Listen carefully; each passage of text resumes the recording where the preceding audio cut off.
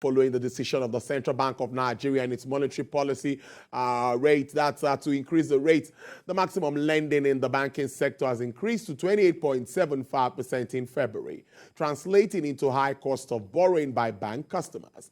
The maximum lending rate for Nigerian banks rose to 29.13% in December 2022 from 28.14% recorded in the previous month and 27.58% in the corresponding period of 2021. It will interest you to know that lending rates increased on the back of multiple rate hikes occasioned by the Apex Bank in 2022, specifically as the CBN raised the benchmark interest rate by a collective 500 basis points in 2022 to 16.5%, representing its highest rate in 21 years. Well, let's discuss more on this as we assess the implications of this development on businesses and the economy at large. I'm being joined by a global economic consultant, a development economist, public policy analyst, Professor Ken Ife. Prof, it's always good to have you on the show. Good afternoon. Thank you. Thank you for having me. Well, Prof, already the discussion is around this increase that we see in lending rate to customers, which seems to be on the high side.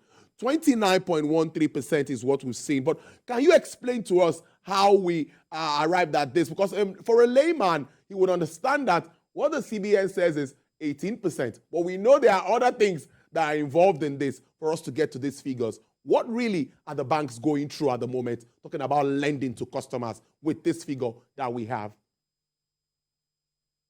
Okay, in most foreign economies, advanced economies, when you see an MPR rate, a monetary policy rate of about 18%, normally they would expect a markup because that is the rate at which the central bank lends to the commercial bank. So that's the base rate.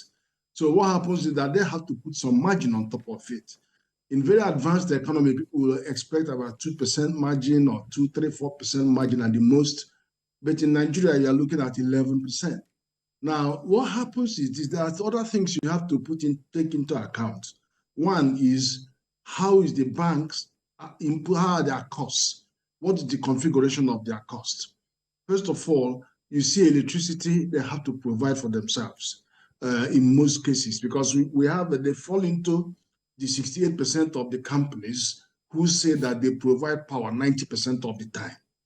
Then you have all of the infrastructure, for example, broadband infrastructure, telecommunications. They have, each ATM costs them about minimum of 250 to 300,000 naira per one to maintain one every year. So they have all that kind of costs.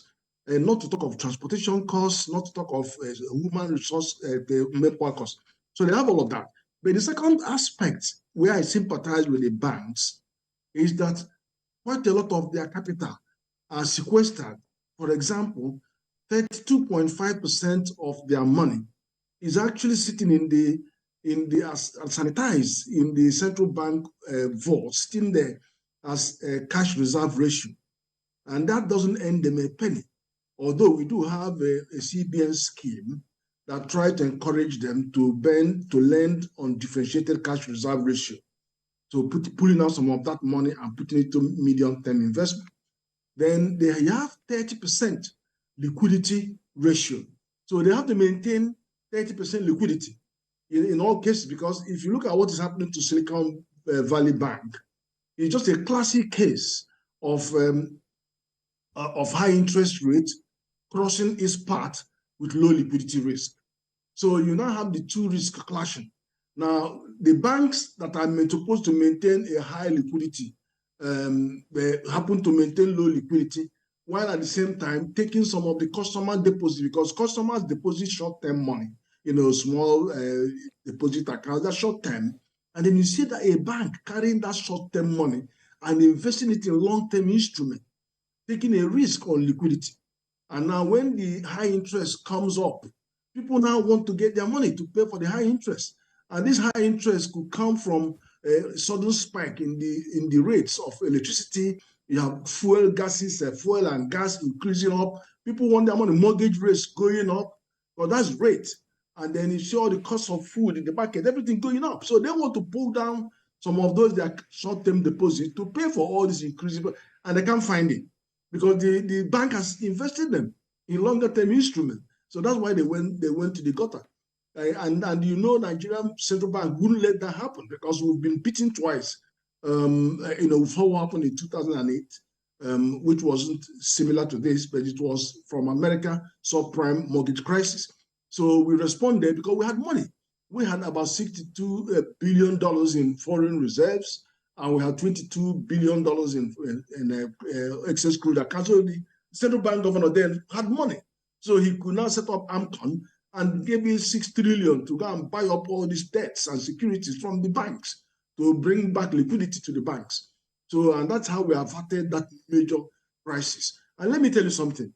Banking crisis, systemic banking crisis, are far more dangerous than simple stagflation and recession. They're far more dangerous because don't forget that the bank keeps money of itself, which is its equity. It takes deposits from people. It lends money to the manufacturers, to the producers, to the buyers, to the retailers. So it has a complete grip on the economy. So you do anything and everything to avoid the financial system collapse. And that is a primary objective of any central bank. Then, of course, you have the price stability as the second objective.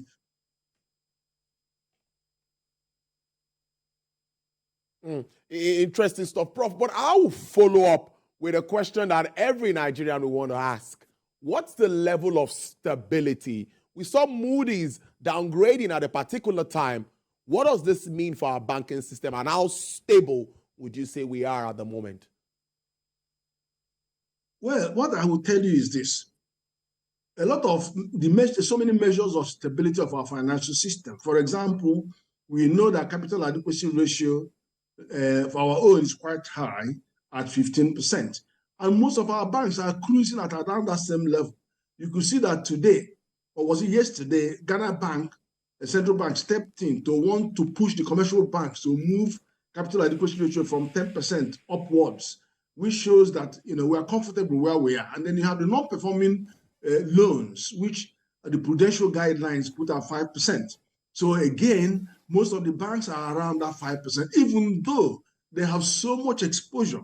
Many of them have exposure to the likes of Anchor Borrowers Program and some other debts, and even some of the loans in 2020 that we are giving to improve liquidity during the crisis. So even then, they are still all around the same prudential guidelines of 5%. So you take all that together, and the fact that there's also the solvency situation created by 30% liquidity ratio and 32.5% cash reserve ratio. And even some of them also responded to the increased loan to deposit ratio, which went from 55% to 60, 50 to 55 to 60%.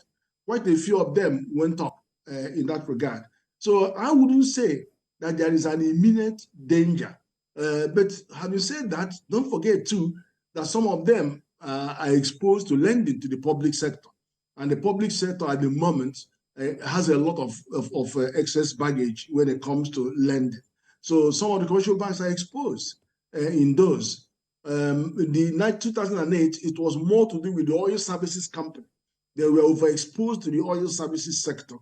And so they took a hit because the revenue from there dropped by about 60%. So there was crisis, endemic crisis in the financial sector. But it's not quite the same now, even though we are still experiencing high inflation and quantitative easing have ended, and investments are not coming in as you would have expected, compounded by insecurity. So it's not uhuru yet at all for any of the players. The risks are still high, and these risks are more exogenic than endogenous. Endogenic in the sense that if you look at the global crisis, the American and Chinese trade war has not abated. And that's over $700 billion in trade there, hanging there. Then you have the Russian crisis. Again, that nobody could even tell where that is going to go. When you think there's going to be some claim, now it's gone off often. Then you've got the 2020 COVID-19 fallout. And that has pushed so many economies to borrow so excessively And even many central banks, like our own as well, also had to give overdraft to government. And so all of that means that we have a lot more to mop up in terms of both the liquidity in the economy itself, but also in reducing the impact of high rise in interest. The higher interest is making them pay more for service, for debt service. And that means that government has less money to spend on capital, which is where jobs are created. And then sudden increases in interest rate also reduce the appetite for investors to invest or to borrow to invest. Again, that hits the banks because bank is the primary receiver when it comes to are you giving money to banks, to businesses to expand, or are you going to receive more transactions revenue? Or are you going to, so the bank suffers. The bank is the common denominator in all aspects of the economy. Well, let me follow up with the fact that many will expect lending from the banks. But when we look at all of this breakdown you've given us, we see that it's not very easy. And there's some sectors that the bank will always term as being high risk, very risky sectors for them to lend to. Now, what do you think, or how well do you think these banks, how are they performing with regards to risk management? How can they manage their risk properly? We know what happened with the oil and gas sector, some power sector deals that didn't come up well. How will the banks manage challenges like this, or how are they managing challenges like this one? Well, it's not so much at the level of individual banks, but more to do with the regulators' approach. Because if you look at the prudential guidelines, it focuses a lot on risk management, enterprise risk management. And then we have also a risk-based supervision. And they are constantly being supervised by the banking supervision department. And so they look at all aspects of their risk. That's why I pointed to you some of the ratios that the central bank uses when they are out there looking at their books and then breathing down their necks to ensure that, because as I said, central bank has to have acrobatic mentality to work with the kind of banks that we have that quite often veer in different directions. So obviously there are traditional sectors that banks don't like to lend to. For example, agriculture. That's why agriculture has to be de-risked considerably by central bank using nicer instruments. But there are others too, solid mineral, I don't see how they will be lending to them in this current dispensation. And then they know the banks normally want to lend to traders that do short term. They borrow today, a month's time they pay, and they charge them very high rates because they borrow for very few, 1 or 2 months, at the most 3 months. But that cannot be said of manufacturing sector. So the manufacturing sector suffers the most, because you can't come to manufacturing sector and give them loan at 29%. What do you mean? How can they pay that? And what moratorium are you going to give them? How about the rising cost of raw materials? So it's difficult for commercial, for manufacturers to go to commercial banks for the kind of lending that they require. So who goes there are traders, and you know where these traders are coming from. It's all to do with Russia and China. And look at the trade balance. You saw a huge trade imbalance because of the trillions that we are losing because of our deficit, the trade deficit. And they can afford to borrow that kind of money at that rate. Take you back to the 18% MPR, which is where we stand at the moment. The CBN says they will continue to increase rates to rein in inflation, but it seems not to be working. You always explain to us the issue of the supply side of inflation that needs to also be addressed. What really is the issue? Would we just continue to increase this rate while inflation still continues to go haywire? Well, the thing is that, there's conventional wisdom, and then there is an issue that the world is facing stagflation. You see, all the central banks around the world, they know how to deal with recession. And all of them also know how to deal with interest rate rises, inflation. They know how to deal with inflation because that's their traditional mandate. But what they don't know is how to deal with stagflation. Stagflation is where, inflation that is going up at the same time as growth going down, going into recession. They're moving in different direction. They're not used to that. So, and the causes of this kind of phenomenon is more exogenic. In other words, it's not really within the boundaries of the national boundaries. So you are now looking at why is it that the event in Russia and Ukraine is affecting us more. It's pushing up the price of gas, it's pushing up the price of oil, it's pushing up the price of wheat we use for bread. Some are using the wheat for bioethanol in Europe. Then the trade challenges between China and India are also affecting. And then you have the fallout of rising huge debt. And when you have debt that are huge, think about it in terms of repayment obligation. And that repayment has gone up because over 60% of world debt is denominated in dollars. Now, dollar rates are going up, inflation is going up. All that in the whole world is paying for all those rise in inflation and the interest rates in America. We're all paying for that. And it's all coming from the increases that are going to come on the money borrowed in dollars by our countries for building our economy. So all of those are actually exogenous. But then when you look into the country, you will see issues that are structural, issues like, oh, the electricity price has gone up, the water rate has gone up, every rate is going up. The transportation cost, the diesel is gone up 400%. All of those are internal structural factors. And then you have insecurity to compound in everything. You know, that those who would have had to invest in your economy to help ameliorate are just running away because of insecurity. So when you have a combination of these two, then you are going to see that the fiscal policy, which used to be getting universal traction, you know, if you look at multilateral, bilateral, and plurilateral trade agreements in the world, and many of the things happening on regional integration are all around the fiscal side. But monetary side is different. So for the first time now, the central banks need to be talking to themselves across the world. They need to be looking for common grounds. They need to be seeing how they can, you know, synchronize the fiscal monetary policy so that we can get more traction on that aspect. And that is the way we're all failing. Finally, Prof, what is the outlook, particularly for inflation, moving on in a few months? Well, the inflation, well, you know, food supply tends to affect it a little bit, to bring it down a little bit.